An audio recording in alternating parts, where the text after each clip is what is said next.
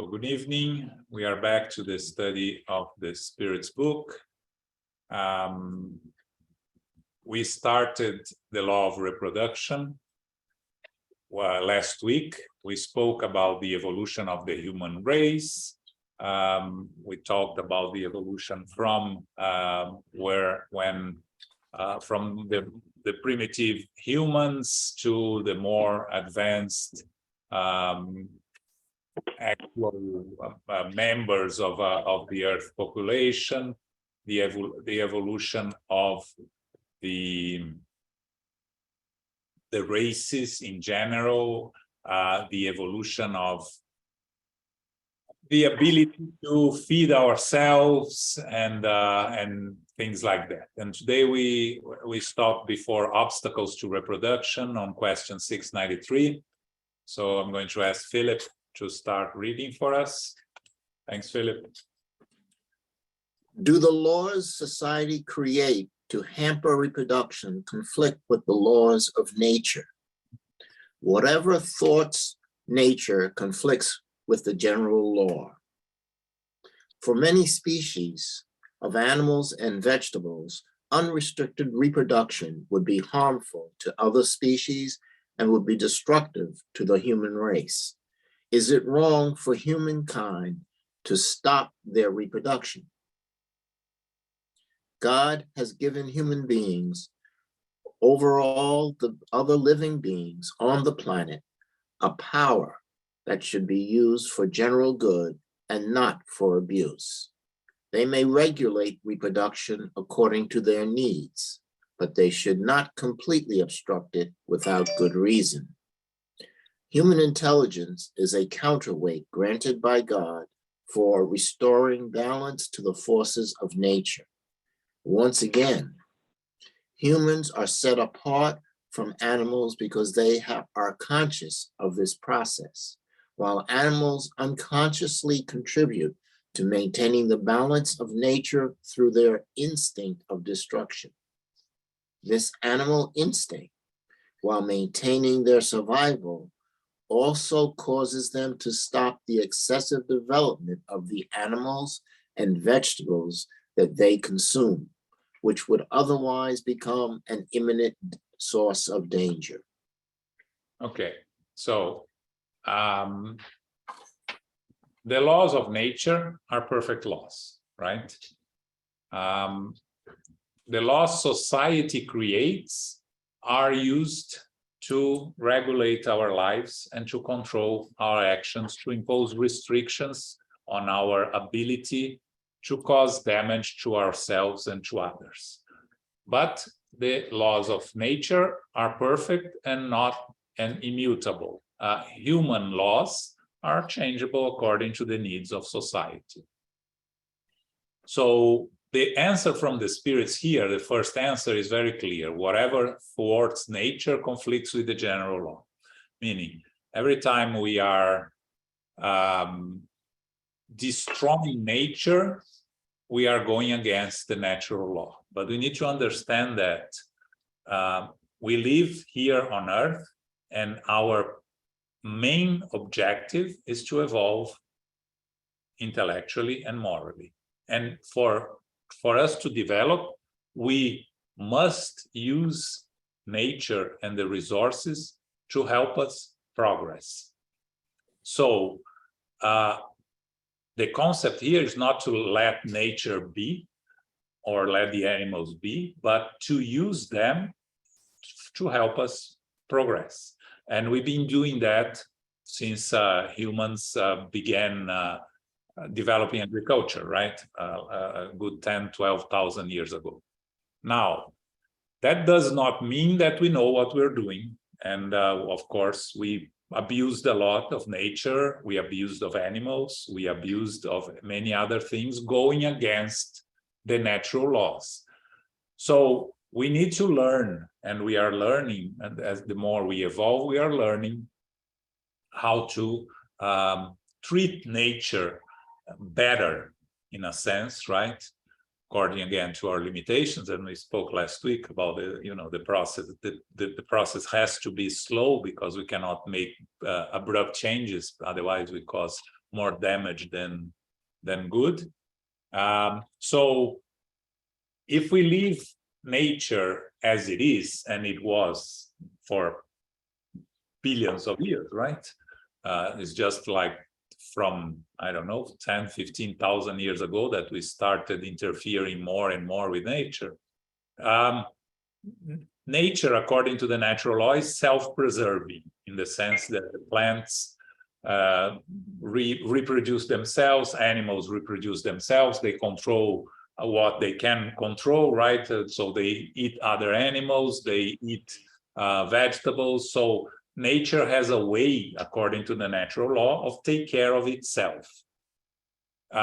When we start interfering with nature, we create problems that eventually we'll learn from the problems and we try to correct. And the awareness of this is also very recent, right? At the time of Kardec, there was no concept of preserving nature in the sense that the spirits tells us here, right? We were destroying things without much concern. We didn't know about the ozone layer. We didn't know about the the pollution that the pollution was starting at that time, right? The industrial revolution started at the time of Kardec, and it started polluting. It started London in the end of the 19th century was completely covered by what's it called? The name?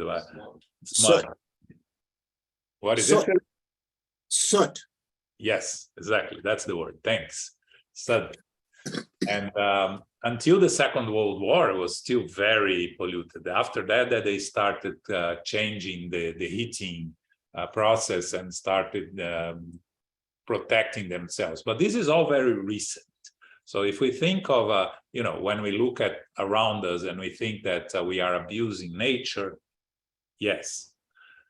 But if we look at how recent is our awareness of the necessity of take care of the animals, of nature, we can see that we are progressing. It's still far from ideal. We are still abusing nature, and we see all this discussion. They had this event in Egypt that is happening right now, this COP27, right? That is exactly discussing the destruction that we are causing to nature and the concern with the environment. So, we can only imagine the law is of progress, and we are going to study law of progress in one of these laws that we are moving forward here. The law is of progress. So in 200 years, we're going to be much more efficient in protecting nature and protecting ourselves. How? Depends on ourselves, our free will in our development. But we are going to learn again. We are making mistakes, and we can only hope that we don't make mistakes big enough to harm, in a way that is not recoverable. Some people like to say that we already did.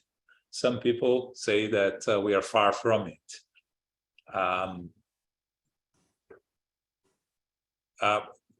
At our stage of evolution, for us to be concerned, we need to be on high alert. If the scientists start telling us that it's okay, we're doing okay, we are not really damaging that much, if they say that, we'll start doing it worse. So they need to be alarmists for us to be aware. But we cannot take it literally, the threats or the extremes. We have to use the middle path, right? So they are right in the sense that, yes, we are doing a lot of damage. The catastrophic results of what we are doing that they project, we have to take it with a grain of salt because we don't really know. We have changed from the 70s to now. The amount of destruction of ozone has diminished much more than they expected. We're still destroying it. So all of these, it's interesting that at the time that nobody discussed that, Kardec was already discussing and asking the spirits, and how should we deal with nature? And the spirits telling us that, we are apart from animals because we understand the process. Animals just act on instinct. We need to work, to survive, to evolve, to take care of ourselves. When I remember when there was this 2012 end of the road conversation, there was a spiritist speaker that said, they asked him, what do you think about this? This was 2011. What do you think about the next year will be the end of the planet? And he said, listen, according to Spiritism, I don't believe in that. I think that's not, this is not something that is in accordance with what we know in Spiritism. But worst case scenario, the world ends in 2012. We all go back together to the spiritual world instead of separately, right? Because we are all going back to the spiritual world. So we are eternal spirits. We are not going to be destructed, right? So if we destroy Earth, it will be our responsibility. It will be our karma, collective karma, but we are not going to be destroyed. So that tells us that we need to learn to evolve and to use our free will to make better choices. And if we do it, we are going to progress faster. If we don't, we are going to delay our progress as a human race, and will make things more difficult for us. Okay? Questions? Yes, Dani? Have we heard from spirits that there were other planets that were destroyed by the races that were inhabiting them? Like, that's a good question. Not that I remember. What we heard was the only one that we heard is from the constellation of Capella, that the world evolved and some inhabitants had to come to Earth and they were exiled to Earth. But in terms of destroying, science has shown us a lot of destruction and rebirth of worlds, right? But we don't know what's inside of those planets, and from the spirits, we haven't heard anything, as far as I know. I don't remember hearing anything or reading anything about it. because this conversation, I think a lot about that. Like, we use the resources in a way that are harmful to the planet, but at the same time, the resources were available, like I don't know, coal or the oil, like, why in the progress of humanity, why would scientists then figure out the use of oil to produce energy or coal, but not wind and sun before that? Like, it's so obvious, isn't it? Like the sun and the wind, but why now? It seems like retroactive, I don't know, or the thing is, we progress according to our available technology, right? So oil was much easier to develop the technology and to use it. The solar energy or wind energy, well, the Dutch have been using wind for centuries, but it's not efficient for other developments, right? You cannot use wind to move trains or to move cars. Going back to the beginning, right? To the beginning of development of trains and cars, right? We developed trains first with water, right? They were moving with steam, right? But then we found out that using oil or using coal was much more efficient. So the first thing, we go find the resources, and then we find later that the resources are not the best option because they are destroying the planet, right? But the evolutionary path is to learn and to build on what we learn and develop new technologies to more efficient, right? We are moving into electric cars now, but still, they are not as efficient in terms of availability and recharge. We need to develop more, right? So if you have an electric car and you traveled somewhere and it ends, the fuel ends, you need a whole night to refuel. Before we didn't even have refuel stations. Now we have it. So we are moving forward. Again, it's progress, and progress is our progress is causing destruction and rebuilding from it. One of the natural laws is the law of destruction, right? Destruction caused by nature and destruction caused by ourselves, how we learn and how we evolve from the law of destruction, right? So the humans are doing the work according to their knowledge and their ability, and the spirits are inspiring us to move forward, to helping us finding better solutions for our daily problems. But it's a process. It takes time, and we need to go to learn from our mistakes, as I said in the beginning, and from there continue to move forward. So I think that, and again, we are always looking for the most efficient way to solve problems, most efficient in the sense of cheaper and efficient in terms of work. And then once we do that, then we start looking for alternatives, how other options can be also cheaper, because in the end, it's all based on availability of resources, natural and monetary resources also. So that's the process. Okay. Okay, Philip. 694. What should we think of contraceptive methods created solely to satisfy sexual desires? They prove the power of the body over the soul and show how deeply human beings have become immersed in their material existence. That's very interesting, because if you analyze the answer from the spirits here, they're not condemning it. They're not saying anything against it. They're just saying it's the power of the body over the soul, and show how human beings have become immersed in their material existence, meaning we focus more on our material, physical lives than on our spiritual evolution, right? But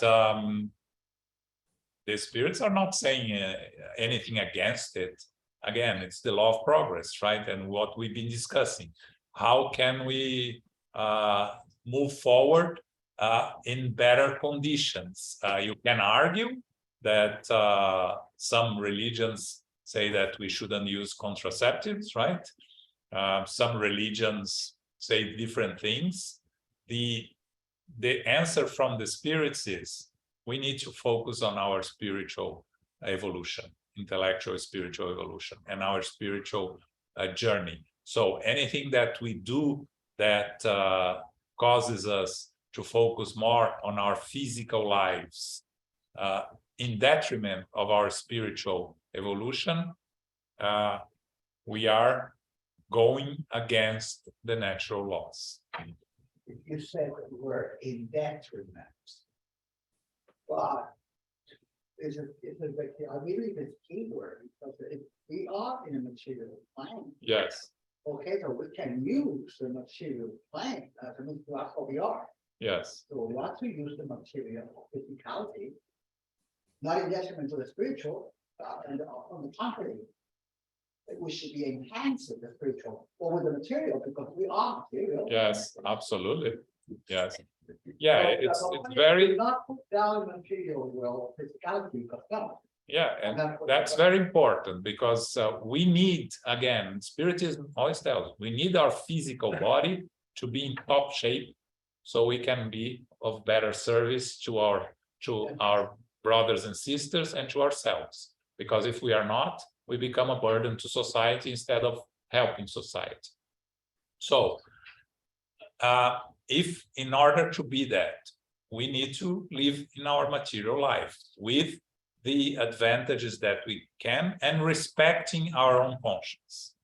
That's what's important here. Of course, this question was asked 100 years before they invented the pill, for instance, right? So the spirits couldn't say anything about the pill because it was not going to be invented in 100 years, for 100 years. But you know, in order to help us progress, if we are using the advancements of technology to make us live better, because again, you can decide if you want to have, you can have 1, 2, 10 children and decide how this is going to be your own personal journey, right? Science helps us move forward, right? There are abuses of science, yes, there are, but again, Spiritism and the spirits do not condemn science. They are, on the contrary, they say, if science proves the Spiritism wrong, stay with science, right? Kardec said this clearly. So we use science to our advantage, but understanding that we need to not to forget on our spiritual evolution. But she said, well, in that. That's what she said. Yes, I think that's perfect. yes. Say it. So, and again, this is very important. Our material needs, physical needs, are different from each one of us. But we need to be, the best way that we can be of service to others is if we are in peace with ourselves, right? Because if we're struggling, we can barely deal with ourselves. We cannot deal with others, right? So in order for us to find a comfortable zone for ourselves, we need to take advantage of the available resources to us. And our own conscience is always what's going to judge ourselves on this journey, right? So this is important because it's a delicate subject, and we need to move away from the radicalism of some religions that you know, forbid all types of control, and the materialists that say that everything is game, everything is valid, and all the resources can be used to, you know, to protect ourselves without taking into consideration that we are eternal spirits, that everything that we do here create consequences for our future. Okay. Okay. Okay. I have a comment. I Sure. think it says the power of the body or the soul. And I think just reminds us that the material piece of our existence is a tool, right, for us to progress. It's not a means to the end, right? So Yeah. the soul or the spirit dematerialized, right, as far as you progress, is the ultimate goal, right? Yes. At one point you get there. But for now, the material piece is just a tool for us, you know, to protect us morally.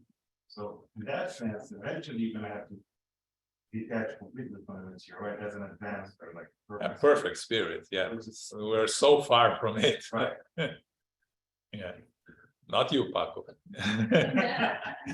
You're a perfect spirit, I know. You're not perfect, speak for yourself. Okay, so another complex topic, marriage and celibacy. Let's go. Is marriage the permanent union of two beings contrary to the law of nature? It is progress that has been achieved by humankind. Okay. the spirits are very direct here. It is progress that has been achieved by humankind. Again, marriage, the permanent union of two beings. That's more important than the word marriage, because the two beings united with a common goal of advancing, of forming a family. That's what the spirits are talking about. So in our society, the concept is marriage, right? And you can discuss if you marry or don't marry, paper, not paper, but the important thing is what is behind is the concept of the union of two souls to form a family. And again, the family is a very important part of society, right? With of course with the different exceptions, but the union, and again, we go back to the big when we were primitives, right? So what we didn't have this concept, we were almost getting out of the animal phase, so working on instinct. We had to survive and to procreate, and man would try to procreate with as many women as possible, because that's the natural instinct. We carry this natural instinct, and we're still learning to unite in families, right? But we're going to talk about the difference and the indissoluble marriage and or not very soon in a couple of questions. Yeah, this is the heat. Next. Okay. If marriage were abolished, what would be the effect on human society? Regressing to the level of wild animals and savages. The free and unplanned union of the sexes is natural. Marriage is one of the first results of progress in human societies because it establishes fraternal unity found in every nation and among every ethnic group, though under different conditions. If marriage were abolished, humanity would regress to infancy and would place humans below a few animals that demonstrate having lifelong fidelity to their mates. It's very interesting that Kardec is discussing this concept at the time. You know, what was marriage in the beginning in the middle of the 19th century, right? Was many times arranged marriage, many times not, and really was a combination of wealth in many cases, of you could not marry in a different class, right? So it was something that at that time was beginning to be questioned, right?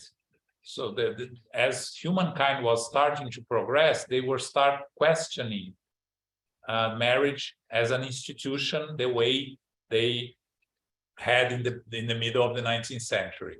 And from there to today, marriage has evolved a lot in most societies. Some societies still have arranged marriages and things like that, right? But the concept of forming a family is a concept of it's a spiritual concept of advancement, right? Because we evolve. The law of reproduction is how we evolve. And when we are talking about the union of two souls here, we are talking about the union of two souls regardless of gender, right? That's very important that it's not addressed directly by the spirits here, but as we know from more and more knowledge that we receive from the spirits, you know, we eternal spirits have no gender, right? So true love between two spirits, it's sacred love in the eyes of our eternal evolution and of you know, the eternal spirit of God, right? The formation of family can come in very different ways, right? There are many children abandoned in the world. So there are many ways to form a family, and that's also an important concept according to what Spiritism teaches us, right? I just want to ask you, bring it up to the thinking that, there you mentioned marriage. But nowhere here I do find family. And you're giving that up. Yeah, because So marriage don't we is, have to the make- concept here of marriage is to form a family, right? What does it say that? Yeah. No, but it's, that's, Like, my point, shouldn't we make a distinction between marriage and family? no, but the way that the spirits and Kardec are talking here is in the formation of a family. Yeah, but the word family is not here. That's my point. It's not, but it's implied, Oh, it's implied. yes. Okay. I thought it would be just two beings together, right? They don't need children to be family. Exactly. I know that like in Brooklyn, there was an association of couple. Sorry? There's an association that was there by couple, heterosexual couple, that said we don't want children. Yeah. And they were bombarded with the pressure of having children. So they formed an association that we're happy with marriage. We don't want family, we don't want to have children. But, you know, So family, again, you don't need to put family in to the marriage to form a family. well, that's- Two people united, it's a family. Right? Well, that's what the decision was. Yeah. They felt the pressure.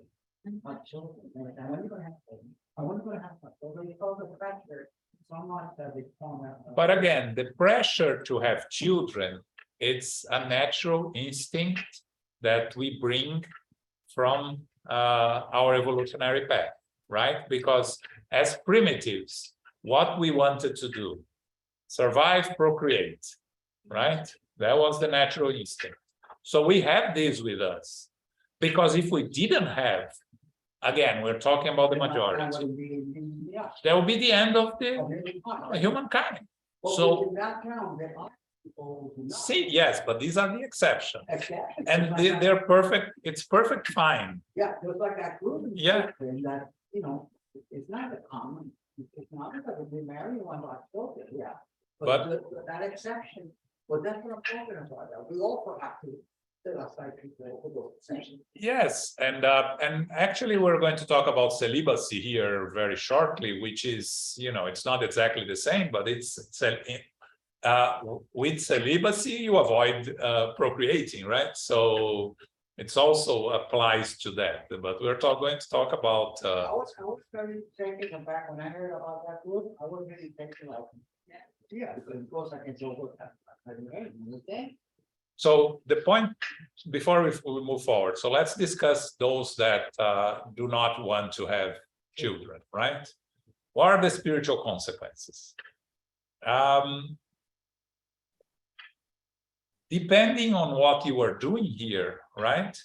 That's not really a necessity. Maybe you were supposed to come, and when you were making your plans, or someone were making, you were supposed to bring spirits for you to help them progress and for them to help you. But then, according to your free will, you choose not to. But instead of having children, you dedicate your life to the homeless. So you're probably being much more helpful That's true. That is- to a larger number of spirits than you would have been being a parent of one or two children, right? It's like, So everything has to be put in perspective. There is no there's no right or wrong. It's an individual journey, right? So you decide not to have kids because you want to save all your money, and you want to live your life using, all the resources to be, to buy a plane and live a life of enjoyment. then you're going probably to create consequence for you, because that's selfish, and that's not helping others. So if you were supposed to have kids and you came here and decide not to have it, to use everything for yourself, then you are creating a karma for yourself. Like egocentric. Egocentric, exactly. So everything has to be put in perspective, right? Yeah. It's very important for us to have the, Follow a rule. yeah, Like rigid. okay, 697. just a second. No, I was just thinking, but at the same time, we have to be okay with ourselves before we can even evolve. And if being selfish is something important for you, not in a negative sense, but like, we need to put ourselves first also. Yes. Or as a spirit, are we always needing to be selflessness and put others above ourselves? No, you need to take care of yourself above all, so you can find the level of comfort with yourself that will enable you to be of assistance to others. Because if you don't take care of yourself, let's say you start harming yourself for lack of care, you expose yourself to risks or things like that, you are risking your life, and you are not going to be able to help others. So yes, it's very important that we take care of ourselves first of all, but that's not being selfish. That's the instinct of self-preservation above all, right? Because selfish is a kind of a negative word. But if you want to say, I need to be selfish to take care of myself, it's fine, it's words, right? That's why I always make a decision, following the line, that it's okay to be selfish, but we are egocentric. I always make. Yeah, but in the end, it's words, right? Yeah, Pac was saying that it's okay to be, because you should be careful not to be egocentric. Yeah, selfish. But selfish is a word that has a negative connotation, right? That's the problem. So that's why we need to work around the concept to understand, to make it, yes. This word with this definition. Yeah. Like that. When you open them up, I always keep it written. Yeah. Okay. 697. Is the binding nature of marriage a law of nature, or is it only dictated by human law? It is human law that contradicts the law of nature. Human laws change, while natural law is constant. So here, yeah, what they are bringing here is that the concept that marriage is indissoluble, right? That's how you say the word? Yep. Yeah, thanks. That's what the spirits are telling. No, this is a human law. The binding nature of a marriage, meaning you, like the Catholic Church, you are married till the end of your life. You cannot divorce. Till death does do us part. That concept is that the spirits tells us. This is a human law. The natural law is that you have to be together with the common interest of loving each other and of raising a family. If there is no love and there is a risk of damage, there is no reason to continue this union, right? So what the spirits were telling here, again, this is middle of the 19th century in France, Catholic Church dominating the country, and the marriage was for life, right? You could not separate. In France, England had got rid of, with Henry VIII. Yeah, got rid of it. Yes, way before. But again, only by that you see that it's a human law, right? Because one place is different than the other, right? Natural law is the same for all. It's equal, right? So this is human law. So the concept here is marriage, yes, it's important. Marriage is how we build society and build a family, but it's not the end of it, right? Is you can, if it doesn't work, and again, we need to understand the concept of responsibility here, because on the other end, there are many couples separating for nothing without really trying. And then what's happening, they are creating. So, you know, yes, they are postponing the duty that they had to readjust with each other. But not all marriages that end causes the readjustment to be postponed. Maybe that was the time they had to spend together.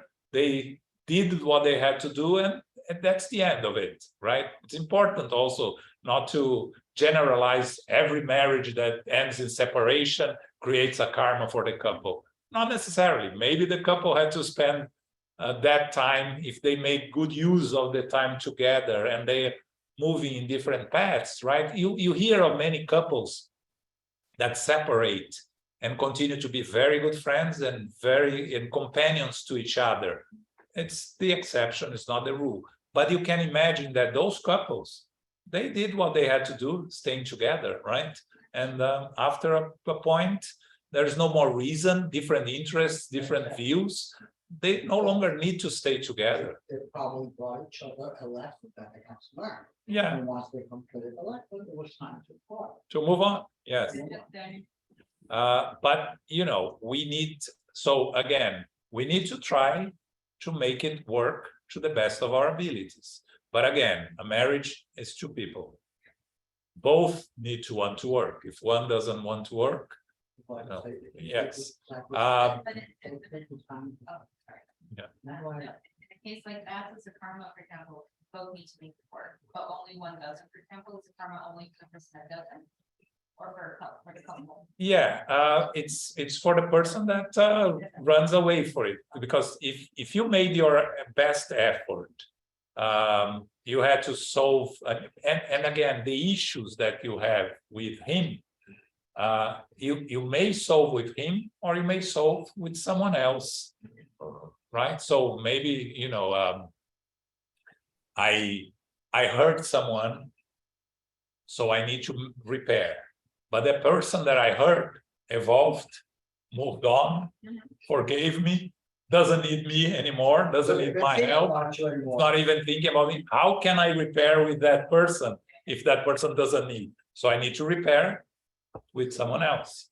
I'm going to have to help someone else because that person no longer needs. So it's the same concept, just to bring the concept of the marriage, right? You made your effort. The other part doesn't want to stay, move on. You did the best you could. You probably solved your issue, right? Unless you carry hatred, desire of vengeance, then you are carrying the karma for yourself, right? Because you are not able to move on from that. Oh, sorry.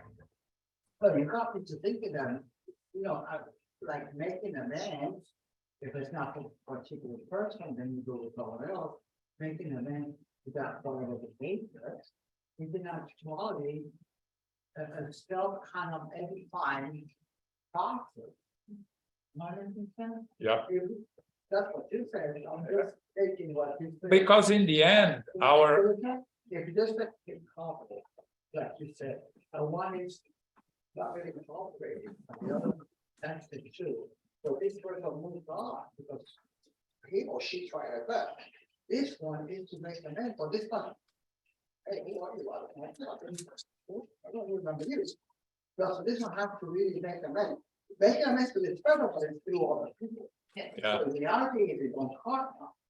So with karma, and actually means that it's the golden opportunity that the universe will give you to rectify yourself. yeah, in the end, it's The other personal. part is It's that personal. Because if I hate you, it's not your problem, it's my problem. I need to solve it. You don't. Right? Tell me about it. Tell me about it, but it's actually like I'm really mad at someone. Oh, And then we always look at marriage as two people that need each other to evolve. And kind of be like two spirits are at a good place if they're just companions to be able to cope with what else was out there. Yeah, there are three types of marriage. I forgot, and I'm not going to remember exactly what they are, but they are in the majority of cases is readjustment, right? It's two spirits that have to be together to readjust. But there is a type of those that unite themselves to work together for a common cause, to evolve souls or more that work together, and these are the couples that live a more peaceful life amongst themselves and are able to help. Or it could be also that two spirits that need to help other spirits that they are going to receive as children, right? So it's not personal between you two, but it's a necessity of you two to help third parties, right? So that's why. Or maybe that I read a book that these two people were trying to many lives. Incarnation, yeah. Incarnations. And everything happened, they were always separated. Finally they came, but the time for them to work together. To find the final solution, yeah. It happened. Yeah. Finally. Just curious, is there only one person that you're meant to be with? Like, for example, No. to her point, because you were saying the three types of marriages, I kind of feel like we're here to support each other to grow, because I feel like, but I'm curious if there are other like half or other people that in another incarnation if I were with. Yeah. I don't know if I'm making myself clear. Yeah, the concept of twin souls, according to Spiritism, doesn't exist. Okay, you may have planned to be with him in this incarnation. Both of you decide to, before the incarnation, we are going to find each other and we are going to be together. And then in the middle of your life before you met him or he met, something else happens and it changes. So it's not a problem, because whatever you're supposed to do with him can happen in the next incarnation or two incarnations, right? So our free will allows us also this flexibility. So we come here with a list of things that we are supposed to work on to improve ourselves, but we are not going to be able to do everything. We are going to fail in some parts of it. Normally, in the book, The Missionaries of the Light, they bring the concept of the completists, the ones that fulfill 100% of their task here. Yes, completists. Yeah, and they say these are the rare exceptions. It's not even the exception; it's the rare exception. Most of us, 40 to 60% of what we are supposed to achieve. So we come here with a blueprint. Yes. We're not gonna apply it. We come here with a blueprint. Yes. And then at the end, we say, well, 55%. Exactly. For the people like 95%. Like, yeah. It's a thing that it speaks, but it's actually very dynamic in the sense. Yes. It doesn't work with this person. You have other options, so cancer plan goes on a route plan in there. I go this way, I choose this. There's no way it didn't work if you help the other person, but he's the one that did not complete. So you have to invest in time. Yeah, everything that depends on another person, you have two free wills there. So even if you want to, to be with him, if he decides not to be with you, what can you do, right? Right. So, yeah, it's important to go back to the concept of free will. We always have free will. We make choices in our lives, and these choices create consequences, good and bad. And again, we are going to talk about celibacy, right? Which is in the next question. If you are a celibate, but you are working, and here it says here, if you are working to help humanity, it's the rare exception again, there's very few monks in Tibet that are able to enter into connection with the spiritual world and help elevate the atmosphere of Earth. Then they are doing a very wonderful job. But if not, again, you go against the natural law. So let's read the next two, Philip, because both are the talks about celibacy. So we finish with this today. Is voluntary celibacy commendable in God's eyes? No. Those who are single for selfish reasons displease God and mislead others. 699. For some people, can celibacy be a sacrifice they make to devote themselves to serving humanity completely? That is a very different matter. I said for selfish reasons. When carried out for a noble purpose, any sort of personal sacrifice is laudable. The greater the sacrifice, the greater the merit. God cannot be in contradiction with or find fault in creation. Therefore, God cannot commend any violation of divine or natural laws, while celibacy alone is not praiseworthy. It may become such when depriving oneself of the joy of having a family is a sacrifice made in the interest of humanity.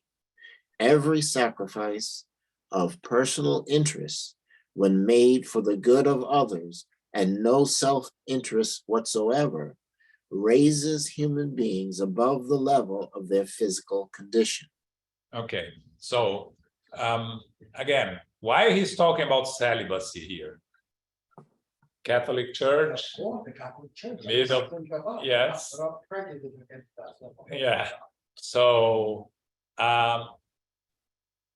the answer from the spirits here is very clear.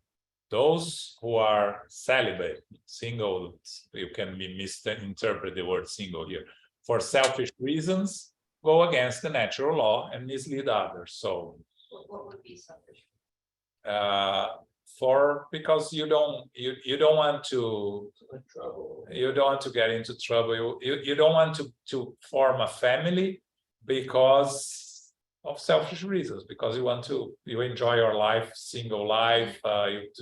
You spend your life taking advantage of being single without any concern for others, right? Now, when you think of Chico Xavier, Divaldo Franco, both single, celibate, and look at the work they have done for humanity, right? So you see the other. And at the point in their lives, they even wanted family. They say like that they were in the inner debate of I want to have a family, but this mission won't let me. So it's Chico, they asked Chico, there is a question that they asked him, and he said, if I have a wife, she may interfere with my mission to bring the spiritual teaching. So I cannot allow myself to be distracted by a family. Unfortunately, he said, I would love to have a family, but my mission here is not to have a family. Sorry? His followers. Yes, I said that the books were his family, right? Divaldo has 600 official adopted kids and 3,000 of non-official, right? So is it a bigger family, right? So, we see that in the examples, what is the celibacy in terms of helping others, and celibacy for selfish reasons or for the wrong reasons, which is what happens a lot in the Catholic Church, right? Because they are forced to be celibate. And do you know why this started? Because the church didn't want to have problems with inheritance. They want to keep all their possessions. So preventing the priests to have and nuns to have family everything will always belong to the church. Yeah. Jesus never said that. Jesus actually never created any religion, right? So that's a creation of the church for protection of their own interests, right? So it's not a natural law. On the contrary, it's clearly a human law, right? And yes.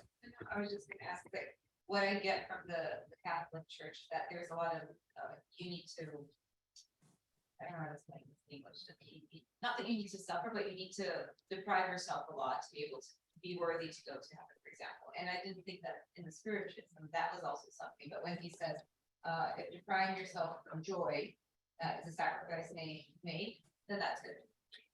Yeah, So I kind of. what the sense is, let's say you work helping homeless every Friday night.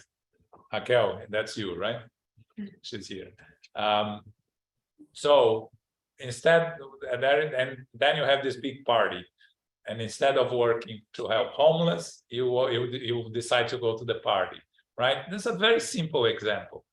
No, you go to help the homeless and you are depriving yourself of going to the party you really wanted to, yes, to go. It's in that sense, right? It's not in the sense of, yeah, it's not the suffer in that sense. It's depriving yourself for something that you want to do because you have an obligation, again, to yourself to help others, right? So it's more in that sense. It's kind of like the greater the risk, the greater the payoff, more in terms of the merit. So if Yes. you sacrifice more of yourself to something that you believe, then you're gonna have more merits in the eyes of the spirits in eternity. Like, In the end, is your own conscience, yeah, right? Yeah. Your own conscience. Yes, it's exactly that. But again, we need to understand our limitations here, right? As imperfect spirits, we look at Chico Xavier and we find it, wow, we cannot be him. I'll try to be him. Yeah, don't. If we try, we're going to fail, and we are going to be depressed.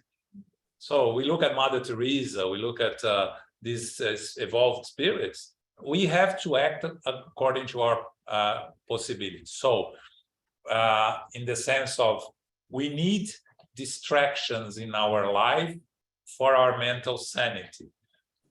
Distractions according to each one of us, our own needs, right? So some people need distraction, you read a book that's not a serious book, but a less serious book because it's going to distract, relax, and then you recharge. We need to recharge the batteries. We studied that in the law of labor. We studied the necessity of rest. So we're not there in the sense that we can work 24/7 helping others without taking care of ourselves. We are not there yet.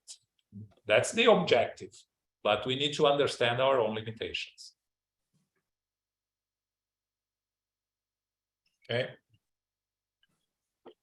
All right. I think we're going to stop here. We leave polygamy for next week. No, 2 weeks. Next week is Thanksgiving. So it's a couple of questions on polygamy. There's not much to go on there.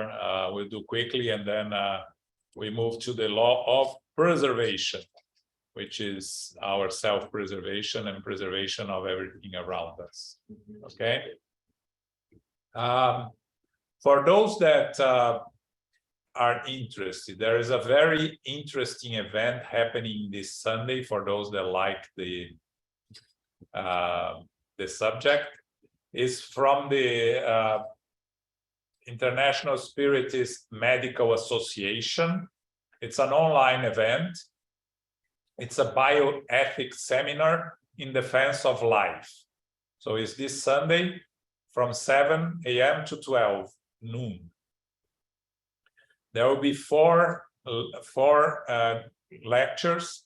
The first one is Intrauterine Life and Fetal Psych by Dr. Carlos Roberto de Oliveira, all in English, okay?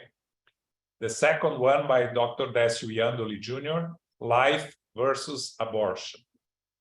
So these two are in the beginning of life. And then the other two, the end of life.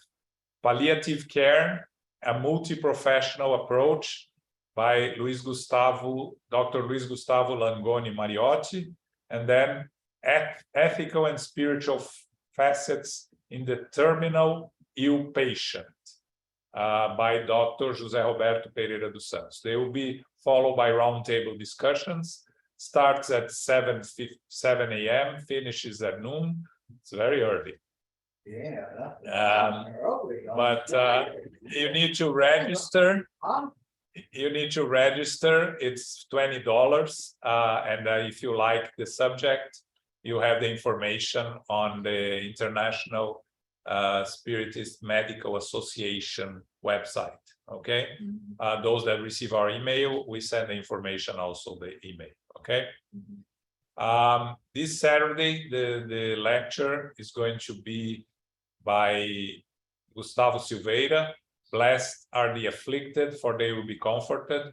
This Saturday, 11 a.m. And this Sunday is the third Sunday of the month. We are going to study the Medium's book, okay, at 11 a.m. So next Thursday will be closed. It's Thanksgiving, okay? And the book club, next Wednesday, we will have book club on Wednesday. Okay, chapter 5 of part 2 of the book 50 Years Later. Okay. Zoraida, can you do our final prayer? Yes, of course. And now, dear Lord, Almighty God, our blessed Jesus, our Father, our mentor, to our spiritual benefactors and guardian angels, we are greatly thankful for all that we have received here in this study tonight of the reproduction that is necessary to understand in marriage and celibacy, all that is needed for us to move forward in working and doing all that we can. We are gratefully thankful for that. Thank you for the teachers and participants that have participated here tonight. We ask as we leave here today, be able to continue throughout the week with our studies, guiding us, helping us, and assisting us as we move forward on this planet Earth. We pray for the SGNY, for all Spiritist centers, for the United States Spiritist Council, the United States Spiritist Federation. We thank you and we're grateful for that. May we continue with our prayers throughout the week with our families and loved ones and all that are in need. Dear Father, may we continue to pray for them. We thank you, dear Lord. And we ask as we leave here today, be able to get home safe for those that are in our group. Thank you, dear Lord. And with that in mind, we ask permission to close our meeting tonight. So be it.